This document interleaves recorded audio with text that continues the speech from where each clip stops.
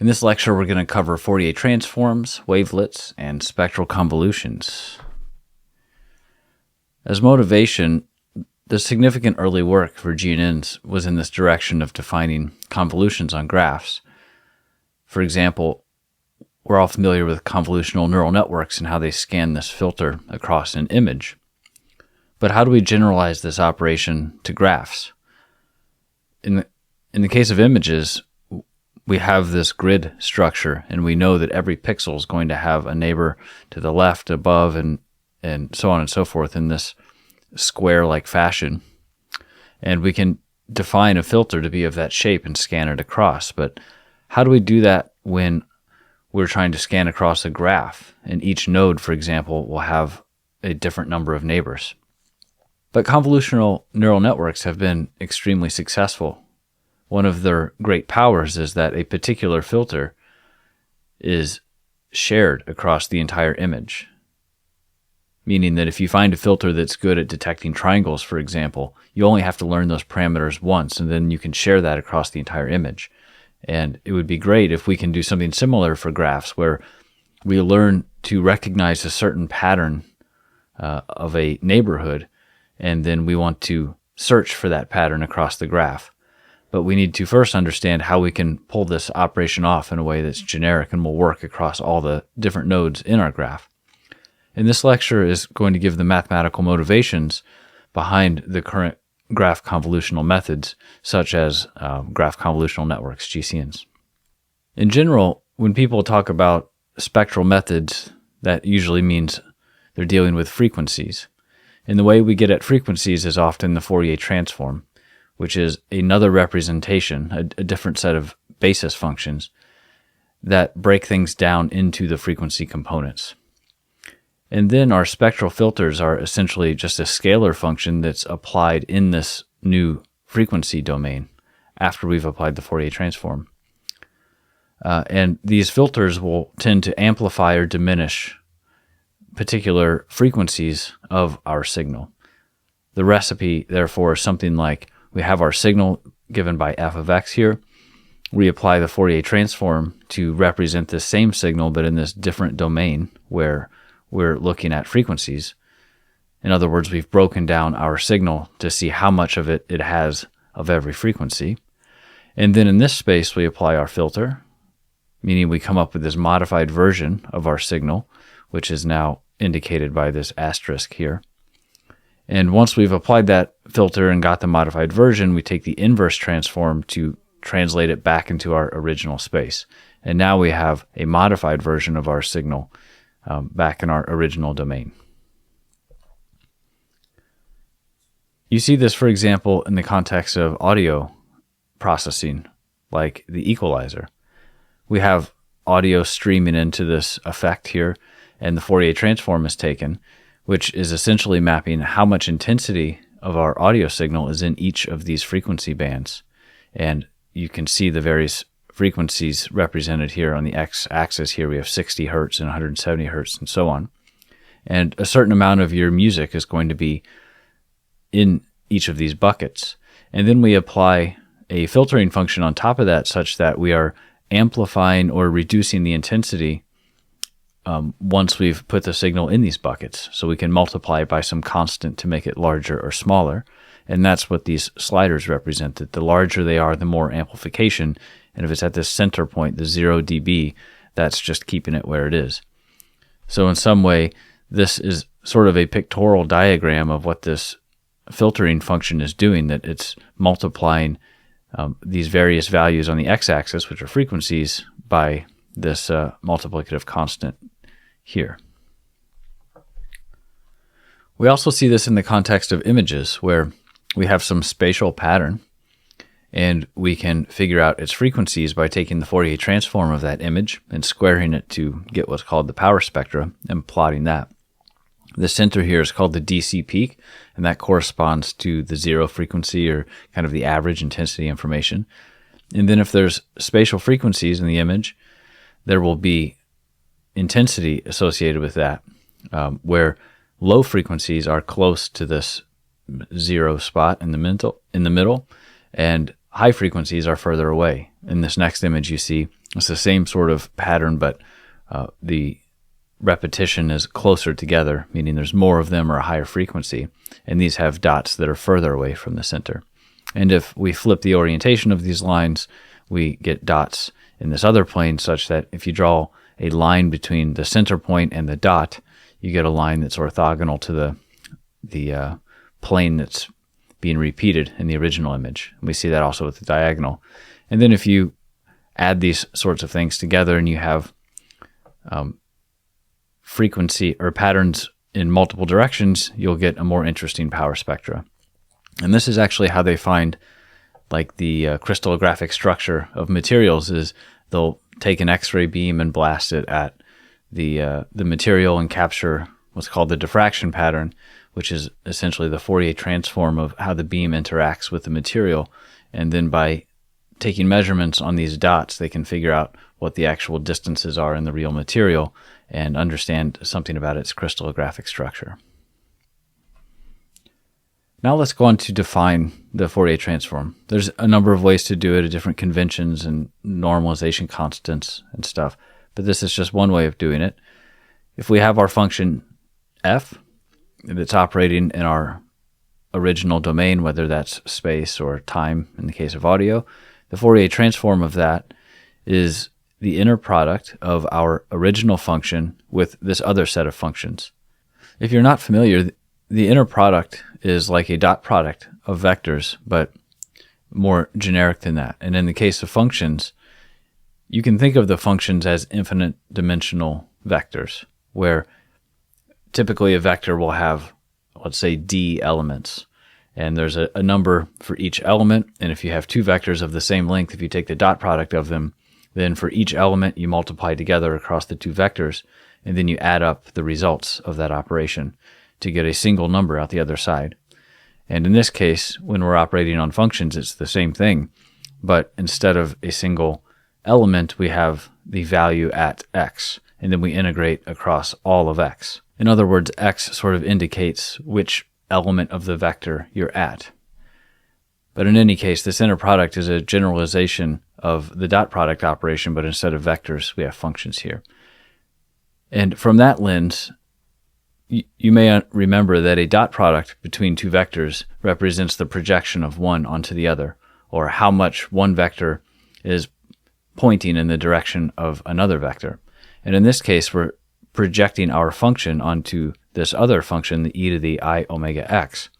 And what this operation is doing is essentially calculating the coefficient, which is what the Fourier transform here is, of how much of your original signal lies in the quote-unquote direction of this frequency that we care about. And then we can, of course, get that for any frequency we want, because that's just a variable we plug into whatever the answer is of this integral. But the important takeaway here is that the Fourier transform of your signal is essentially a set of coefficients that tell you how much of this frequency exists in your signal. And then the inverse Fourier transform uses those coefficients and combines them back with these vectors, quote unquote, that correspond to each frequency, and then adds them all together to give you your original signal back. In this first case, you calculated how much of each frequency, and then in the second case, you said, okay, well, now let's add up the contribution of all the frequencies and weight them by these coefficients we just found to reconstruct the original thing. In essence, again, this is a projection of f onto this new set of functions that we've parameterized by omega, which is our frequency. And again, this actually corresponds to these sines and cosines, which we often attribute in our brain to frequencies. But it turns out that these are eigenfunctions of the one-dimensional Laplacian operator, this double derivative. And you can see that by just plugging it into the operator. You get this negative omega squared out front, but then you have the original function here, and that's what makes it an eigenfunction, that when you apply the operator, you get the same thing back, but scaled by a constant. So the eigenvalues in this case are given by negative omega squared. The continuous Fourier transform is therefore an expansion in terms of these eigenfunctions of the Laplacian operator. And we're actually going to define our graph Fourier transform in a similar way, it's going to be an expansion in terms of eigenvectors of the graph Laplacian, L. And if you haven't watched the lecture on the graph Laplacian, I highly recommend you do that first, because that talks all about the eigenvectors of L and what they mean and so on and so forth. One of the conclusions is that the eigenvalues of the graph Laplacian are shown to be greater than or equal to 0, which lends themselves naturally to being interpreted as a frequency, whereas our continuous case is an expansion in terms of eigenfunctions of the Laplacian. We're going to do eigenvectors of the graph Laplacian, where the eigenvalues are the frequency. And to write that all down, here's our graph Laplacian matrix, and we're indicating the eigenvectors here is this chi sub L, where L is indicating the frequency. So we have this lambda L, which are the eigenvalues, and this is essentially just the definition of our eigenvector equation. First, let me define what the signal is going to be. We're going to have a vector of features across our nodes, and we're going to call that our signal. So this is essentially every node has a value or a set of features associated with it, and that's f. And to find the Fourier transform of that, we just take the inner product with one of the eigenvectors. And we have one eigenvector that corresponds to any particular frequency. So this is going to tell us how much of this frequency do we have in our graph. And the way we evaluate the inner product is just the dot product of these two vectors. So we have the eigenvector here, and we just multiply the eigenvector with the features themselves. And notice that this is summing across all of the nodes, which means that this is going to be a graph level representation of the frequency. It answers the question, how much is this frequency represented in your graph? It's not a node level representation, because this is going to evaluate to a single number, a scalar value, not going to give us a vector in return. But we get a different one for each L. So if we want to figure out how much we have of a different frequency, then we will use a different eigenvector here. So this is an operation over a single eigenvector. And then to recover our original signal, we can use these coefficients, essentially, that we just found, and take a linear combination of those coefficients with our eigenvectors to recover our original vector. So whereas this top is a sum over all of the nodes using a single eigenvector and all of the node features, down here we have all of the coefficients that we just evaluated, but we're summing over all of the frequencies. So this is a sum over L, or all of the eigenvectors. In essence, this tells us how much of each frequency do we have represented in the entire graph, and this tells us, and these are the eigenvectors. However, this eigenvector is evaluated at the point of a single node, because right over here we're asking for our original function for node n. And each eigenvector has a value for every node. And in this case, if we want node n, then we take the nth element of this eigenvector. And to just make the connection explicit, here's the continuous definitions that we had on the previous slide to just show this connection here, that for the Fourier transform, we have the inner product of the eigenvectors of the Laplacian with our original function, and that's exactly what we have here. The sum has become an integral, but here's our function, and here's the eigenfunction of the Laplacian. And in this case, it's the eigenvector. And then to recreate our original signal, we have a sum of the Fourier transform with the original eigenfunctions, which now we have an integral, but we have our Fourier transform coefficients, and again, the eigenfunctions of the Laplacian. I hope this makes the connection clear between this discrete space and this continuous space. Now let's get this in matrix form. We can imagine our Laplacian here as being broken down into these this decomposed form, where U is a matrix of eigenvectors of L that are stacked as columns. And if we stack them as columns and define this U matrix, we can write L in this fashion. So it's decomposed essentially in terms of its eigenvectors. And then the eigenvalues are stacked diagonally in this lambda matrix. And it turns out that you can represent the Fourier transform of a set of features X by just multiplying it by the transform of U. And we can undo that operation and take the inverse transform by multiplying our result here by U. And you might want to pause here if you want to really see how this works. But this is just basically a copy of this operation, but it stacks the eigenvectors up so that in this case you're going to get a single element which tells you how much this frequency is present. In this case you'll get a vector that tells you how much this frequency is for every vector, and it's all stacked up to be convenient so that you can do this with matrix multiplication. But this corresponds to the exact same mathematics we have here. It's just stacking them up. Now we can return to our original recipe for spectral filtering. We mentioned we have this incoming signal that we take the Fourier transform of. We apply the filter in this space to get a modified version, and then take the inverse transform to get our modified signal back. And here's essentially the recipe in the case of graphs. We take the Fourier transform, as we said on the previous slide, by multiplying by this U transpose. That operation is here. And that puts us at this place. And now we can apply our filter. And we said that our filter is going to amplify or diminish particular frequencies. And we also said that our frequencies are represented by the eigenvalues that are stacked diagonally in this. So it'll be represented by this filter here that's going to scale these frequencies.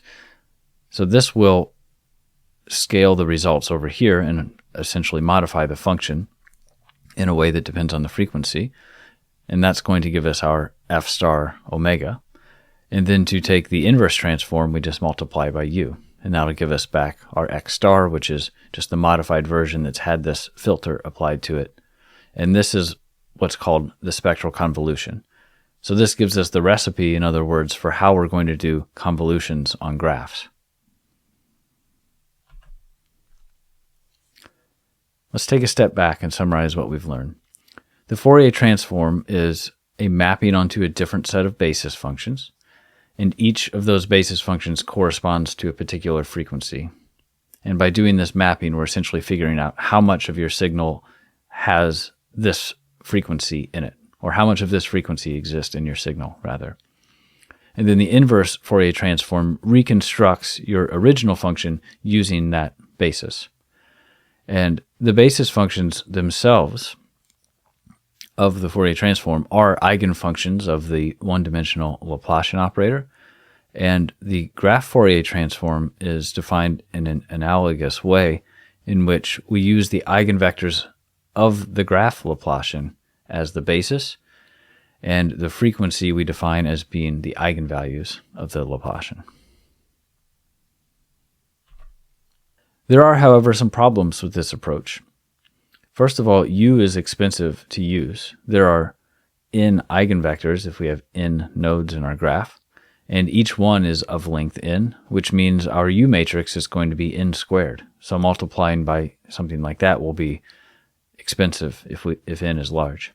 Furthermore, U is expensive to calculate in the first place, which is on the order of O(n) cubed to calculate all of the eigenvectors for it.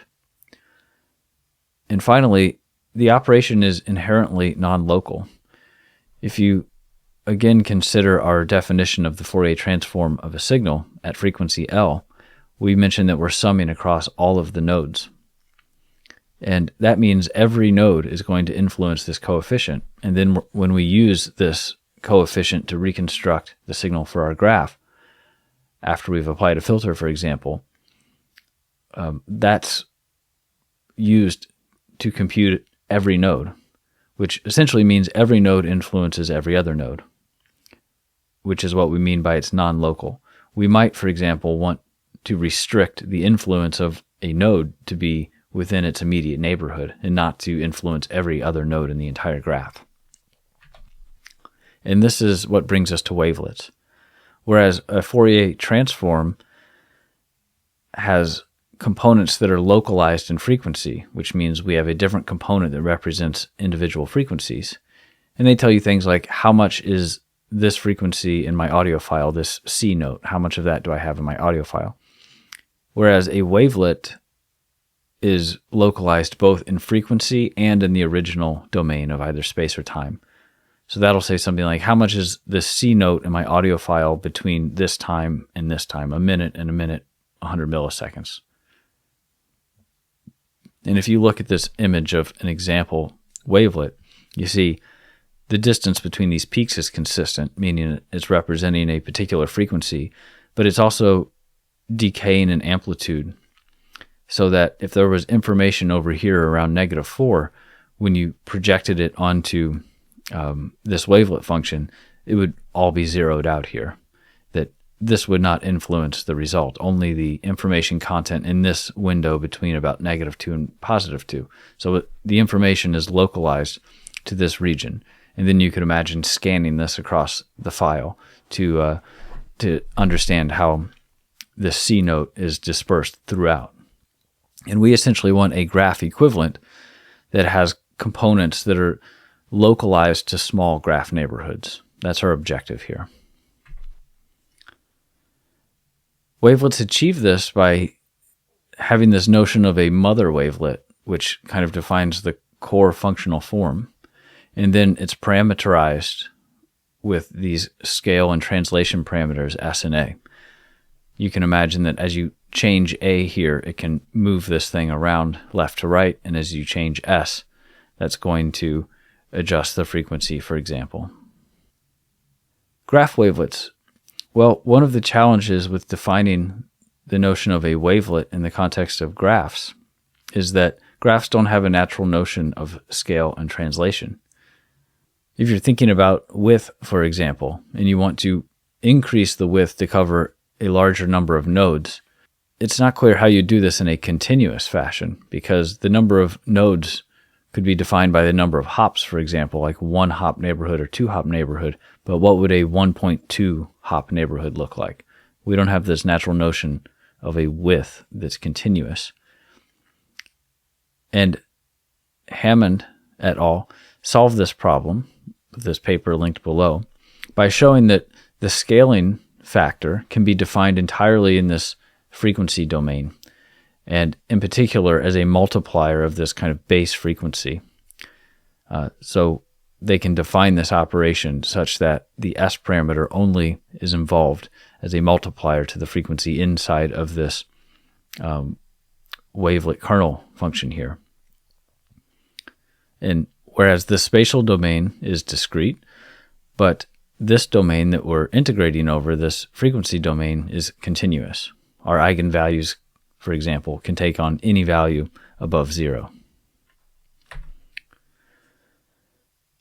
Now we can define our graph wavelet transformation, which is essentially the same thing as a Fourier transform, but we have this additional wavelet kernel, they call it, in the middle, that represents this localized filter that we're going to apply. The paper gets pretty dense, but to try to break this down, we have the definition in the continuous space, which is where wavelets originally came from. And we have this inverse transform where it's, again, the eigenfunctions of the Laplacian operator, and we have the Fourier transform of our function here. And then here's this graph wavelet kernel. And again, this S parameter, which is controlling the localization, is only scaling the frequency here. And they show this sort of theoretically. And then when they generalize this to graphs, it turns out to be this thing where, again, our eigenfunctions are now replaced by eigenvectors of the graph Laplacian. We have the Fourier transform of our signal here, and now we have this wavelet function g, where this S parameter is scaling our eigenvalues.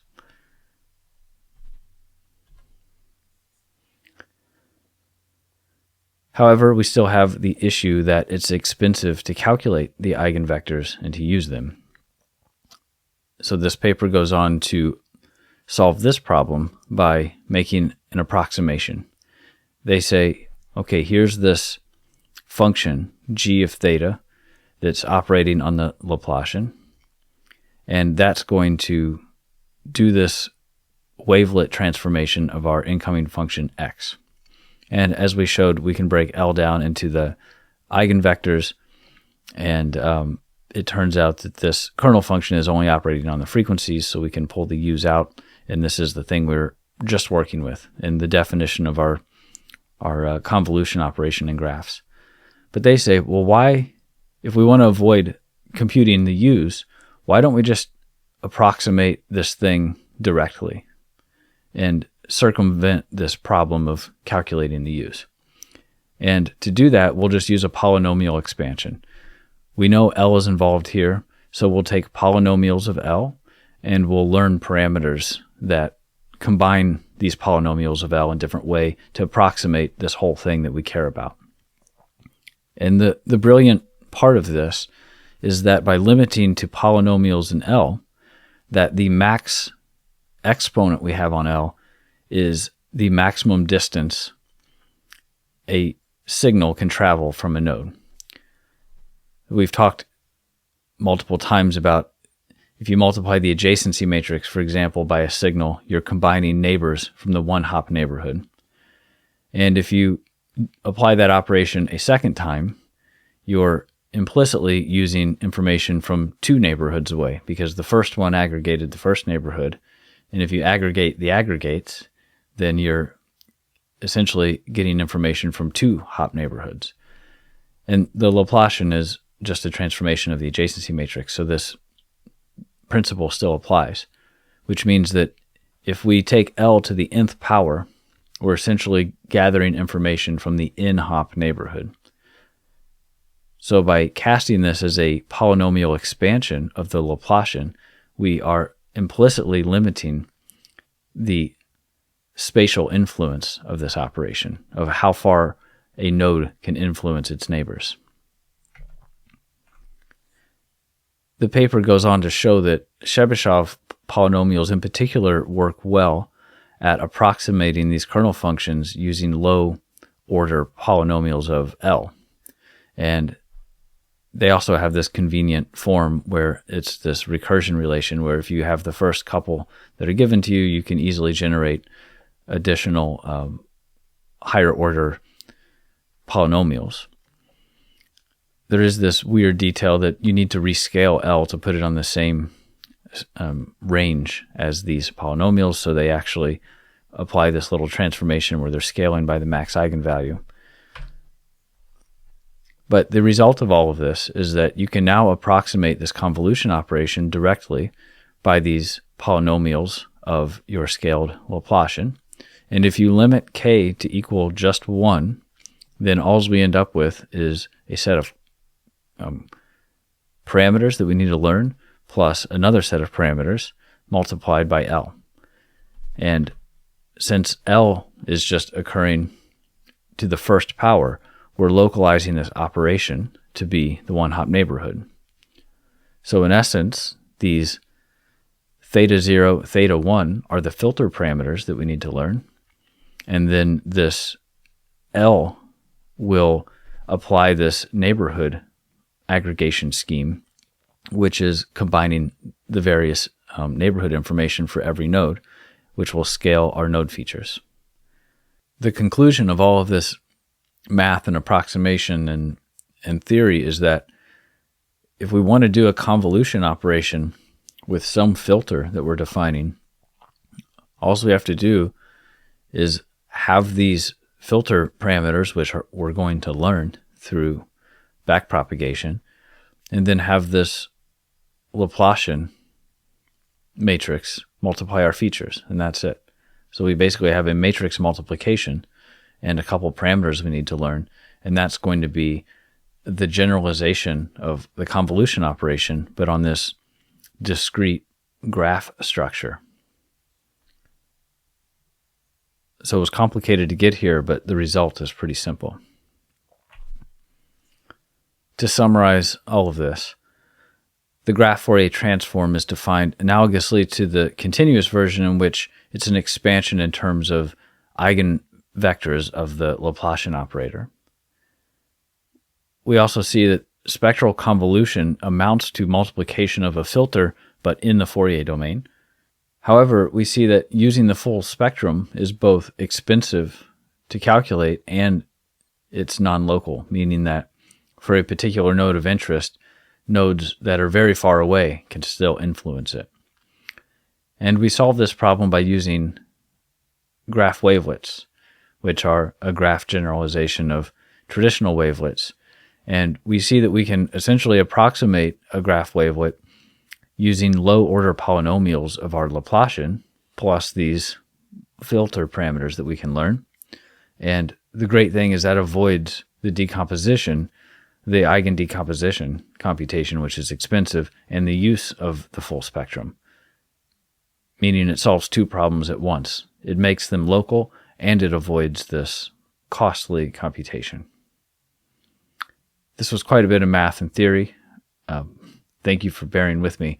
I think it'll be helpful by laying the foundation for when we move on to talk more about the mathematical foundations of graph convolutional networks, for example, because they rely heavily on this work.